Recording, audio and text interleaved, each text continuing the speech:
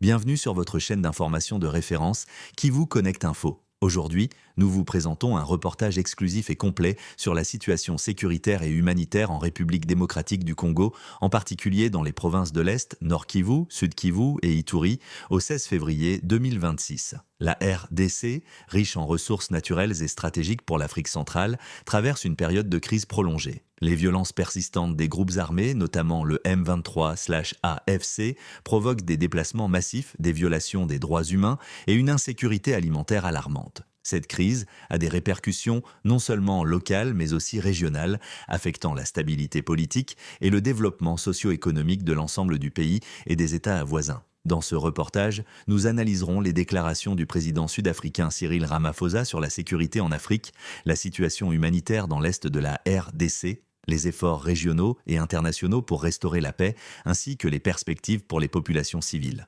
Restez avec nous pour une analyse détaillée et impartiale afin de comprendre les enjeux actuels et futurs de cette crise majeure. Le président sud-africain Cyril Ramaphosa, lors de la 39e session ordinaire de l'Union africaine à Addis-Abeba, a exprimé une préoccupation majeure sur la détérioration de la sécurité à travers le continent africain. Il a souligné que les conflits armés, les changements anticonstitutionnels de gouvernement et les crises humanitaires menacent de compromettre les progrès démocratiques et le développement en Afrique. Plusieurs pays ont été suspendus de l'Union africaine après des coups d'État et la lente transition vers l'ordre constitutionnel demeure préoccupante. Ramaphosa a insisté sur la nécessité d'un dialogue inclusif et d'un engagement politique concret pour éviter que ces pays ne retombent dans le chaos et la violence.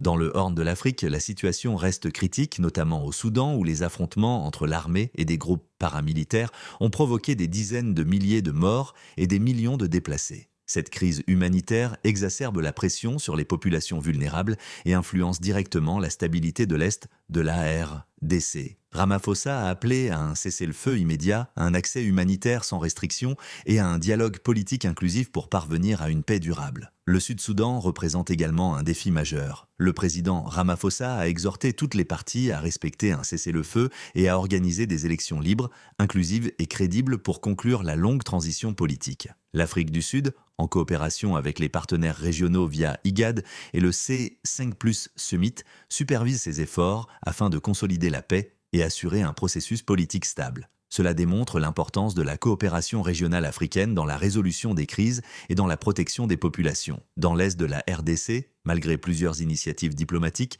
et processus de médiation, la situation sécuritaire reste alarmante et fragile. Les provinces du Nord, Kivu, Sud Kivu et Ituri continuent d'être le théâtre d'attaque du M23/AFC qui capture illégalement des territoires, provoquant des déplacements massifs, la perturbation des services essentiels et des violations graves des droits humains. Les populations civiles vivent dans la peur constante et l'accès humanitaire est limité dans les zones les plus dangereuses. Les enfants et les femmes sont particulièrement vulnérables, souvent victimes de violences sexuelles, d'exploitation et de travail forcé. Ramaphosa a fermement condamné ces captures illégales de territoire et a rappelé que l'unité, la souveraineté et l'intégrité territoriale de la RDC doivent être respectées. L'Afrique du Sud, en tant que mécanisme régional de supervision, travaille avec tous les pays signataires pour trouver une solution durable au conflit. Cette approche met en lumière la nécessité d'une coordination régionale et internationale essentielle pour renforcer la stabilité et la paix. Les conséquences humanitaires sont dévastatrices. L'insécurité alimentaire touche des millions de personnes,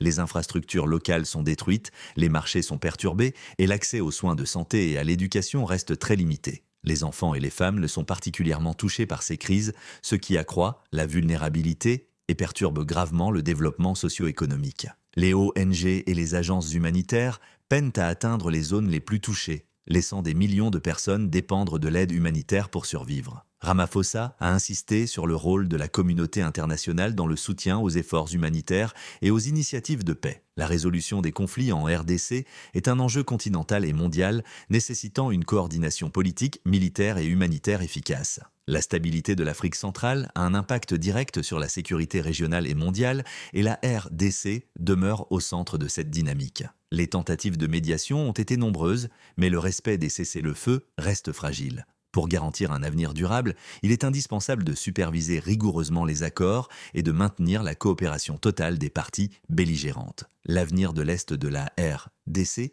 dépend de la volonté politique locale, régionale et internationale, ainsi que de la protection des populations civiles. En conclusion, la situation sécuritaire et humanitaire dans l'Est de la RDC reste critique et instable. Les appels de Cyril Ramaphosa pour le respect de l'unité territoriale, le dialogue inclusif et la protection des civils sont plus pertinents que jamais. La paix durable dépend d'une coordination régionale forte, d'une implication internationale proactive et de la volonté des groupes armés de respecter les accords. Sur Qui vous connecte info, nous continuerons à fournir des informations fiables, détaillées et actualisées pour suivre l'évolution de cette crise majeure et informer nos téléspectateurs sur les derniers développements en RDC et en Afrique. Merci d'avoir suivi cette édition sur Qui vous connecte info. N'oubliez pas de vous abonner, de partager et d'activer les notifications pour rester informé.